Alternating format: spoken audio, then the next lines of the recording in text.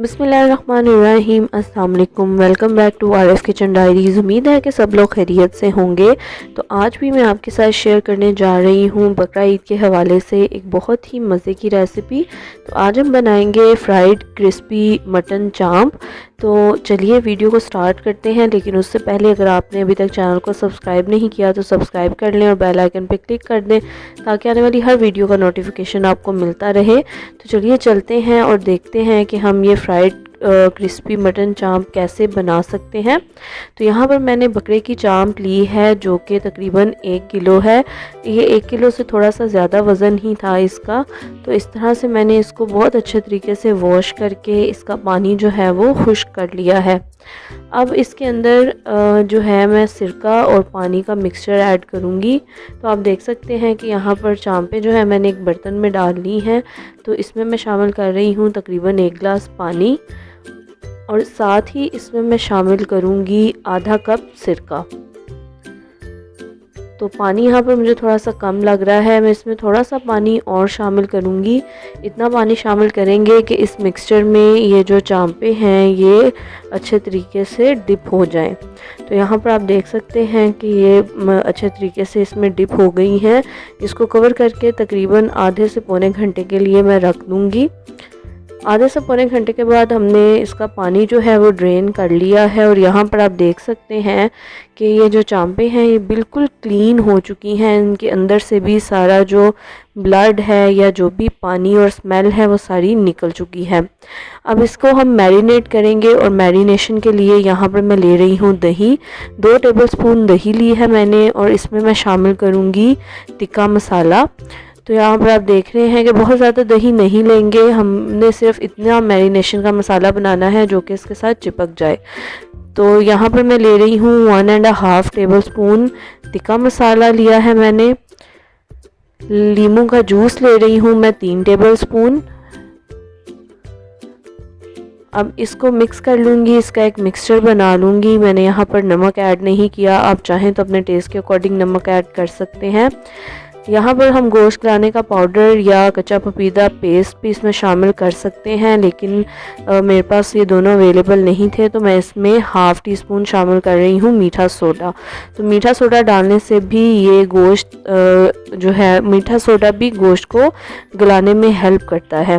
तो अब यहाँ पर ये मैरिनेशन तैयार हो चुकी है। मैंने एक बड़े बर्तन में ये चांपें जो हैं शिफ्ट की हैं। अब इसके ऊपर ये हम सारा जो मैरिनेशन का मसाला है ये इसके ऊपर डालेंगे और इसको अच्छे तरीके से कोट कर देंगे। मसाला बहुत ज़्यादा नहीं बनाएंगे, बस इतना सा बनाएंगे कि ये सारी चांपों पर अच्छे तरीके से चिपक जाए और कोट हो जाए। तो इस तरह से हमने ये सारी चांपों पर ये मसाला जो है ये लगा दिया है। अब इसको मैं कवर करके रख दूँगी तकरीबन 1 से 1.5 घंटे के लिए ताकि अच्छे तरीके से मसाला इसमें रच जाए।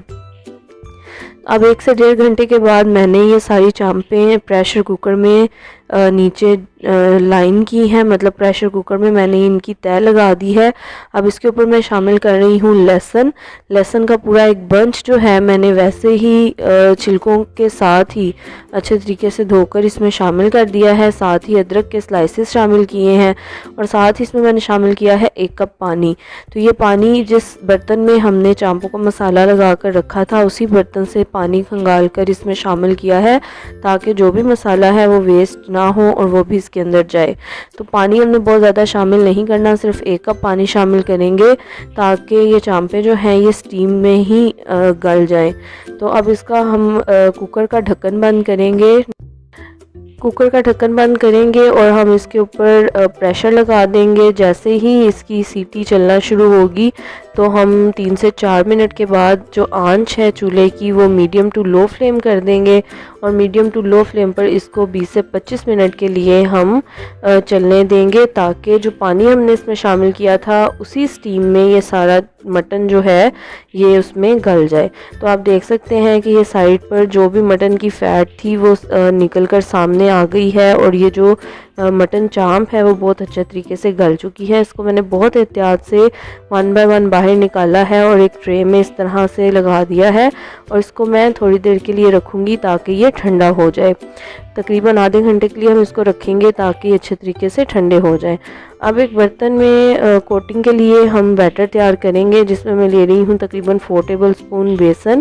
اس کے ساتھ ہی میں اس میں شامل کروں گی یہاں پر زیرہ میں نے لیا ہے تقریباً 1 ٹی سپون۔ اسی طرح سے 1 ٹی سپون میں اس میں شامل کر رہی ہوں ریڈ چلی فلیکس۔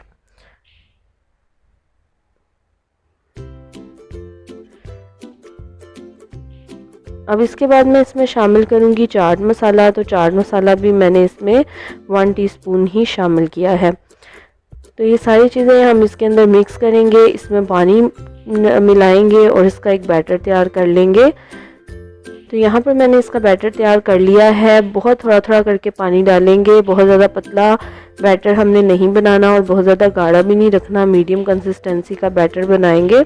اب 1 بائی 1 ہم ایک ایک چام کو پکڑیں گے اور اس طرح سے ہم اس میں ڈپ کریں گے۔ ہم نے ساری چام کو اس میں ڈپ نہیں کرنا، بالکل فرنٹ کا پارٹ بس ڈپ کریں گے اور اس پہ کوٹنگ کر کے ہم یہاں ٹرے پر اس کو رکھتے جائیں گے۔ آپ دیکھ رہے ہیں کہ میں نے صرف فرنٹ کا پارٹ کوٹ کیا ہے، جو چام کے بیک کا پارٹ ہے وہ ہم نے یہاں پر کوٹ نہیں کیا۔ تو اسی طرح سے باقی ساری چامپیں جو ہیں ان کو بھی ہم کوٹ کر لیں گے اور اس طرح سے رکھتے جائیں گے۔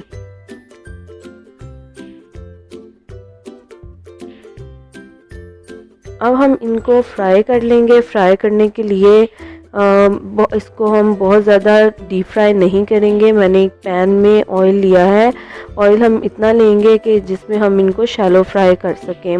تو یہاں پر آئل لیا ہے، آئل جیسے ہی گرم ہوا ہے تو میں نے اس میں چامپیں جو ہیں وہ ڈالنا شروع کی ہیں۔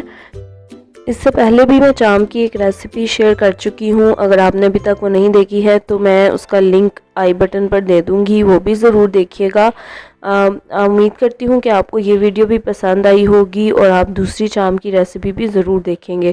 اگر ویڈیو پسند آئی ہے تو ویڈیو کو زیادہ سے زیادہ شیئر کر دیں، چینل کو سبسکرائب کر دیں اور بیل آئیکن پہ کلک کر دیں تاکہ آنے والی ہر ویڈیو کا نوٹیفیکیشن آپ کو ملتا رہے۔ اسی کے ساتھ اجازت دیں، ملتے ہیں ایک نئی ویڈیو کے ساتھ، ایک نئی ریسیپی کے ساتھ۔ اپنا بہت سارا خیال رکھیے گا، دعاؤں میں یاد رکھیے گا۔ اللہ حافظ۔